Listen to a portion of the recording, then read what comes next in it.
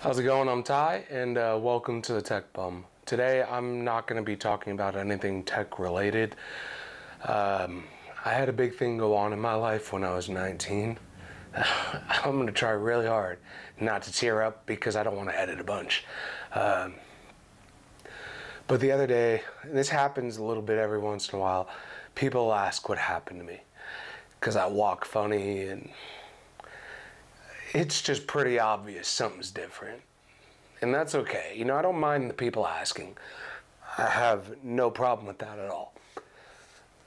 It's just something that I had to think about because somebody asked me at Albertsons yesterday. I think it was the dude that was helping me at self-checkout, one of the employees, and a woman that was checking out next to me overheard.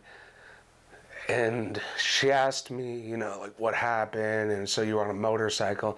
And I kind of got the vibe, like most people, first time without hearing the story, that, oh, so you were a guy on a motorcycle being dumb and young and you got hurt, right? I was really dumb when I was young. I really was.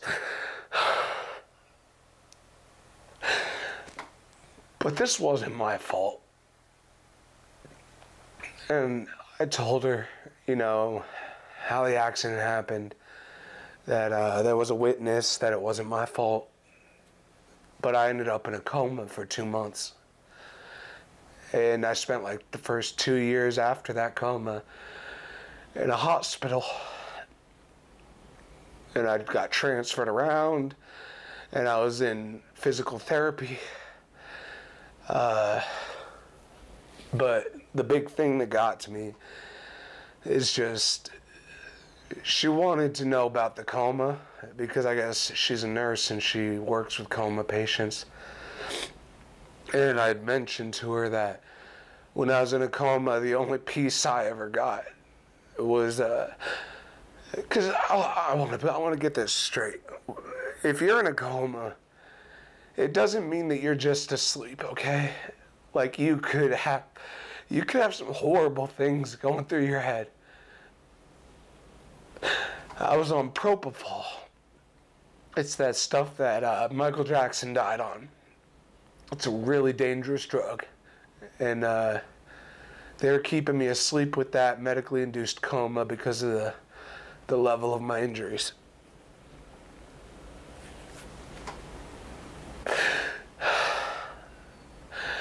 And during that, I thought I was in hell. I had no idea I was in an accident. They said that I was awake when they showed up and put me in the ambulance. They said that I was talking to them, that I wasn't crying, that I just wanted them to call my mom. My left leg was almost completely ripped off, and I was crying that I wanted my mom. Or not crying, but I was telling them that I wanted them to call my mom. And it's just, yeah. I don't know what the hell was wrong with me. They said I was in shock. I don't remember any of this. I only know what this end of the story because of what I was told from other people. While I was in the coma, I thought I had died and gone to hell. That was the only thing I could come up with. I was conscious in my own head, going from nightmare to nightmare. Every worst fear you have becomes a reality that you can't escape.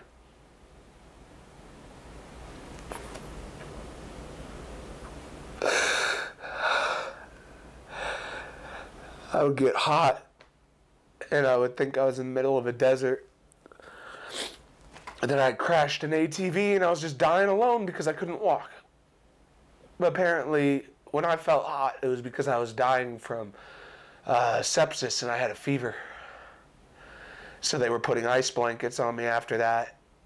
And that explains why I would have nightmares about being out in like this freezing ocean alone. I don't know how the hell I got there. And I would just freak out.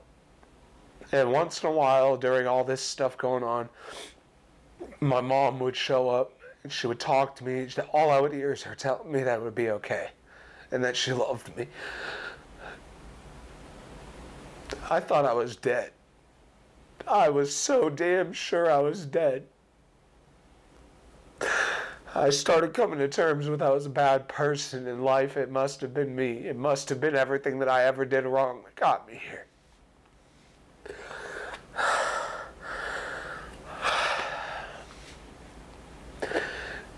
If you have somebody who's in a coma in your family, or that's a friend, somebody that you care about that you can go visit, you need to spend that time with them.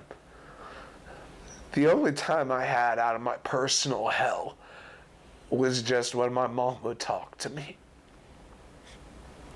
It didn't make it all go away, but it did make me more comfortable. It absolutely did. And there was a nurse that I guess told her to leave me alone, and she lost her mind on that one, rightfully so. And I mean, she wasn't going to work or anything. She just stopped going because she wanted to be by my side.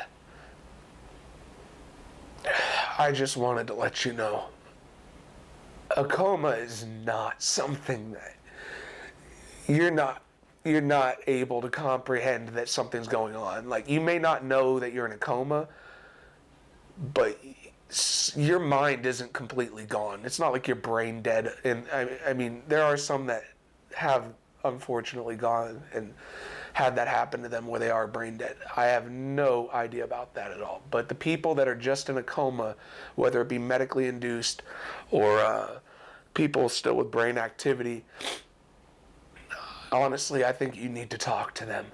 It's a big deal. You could be relieving so much pain.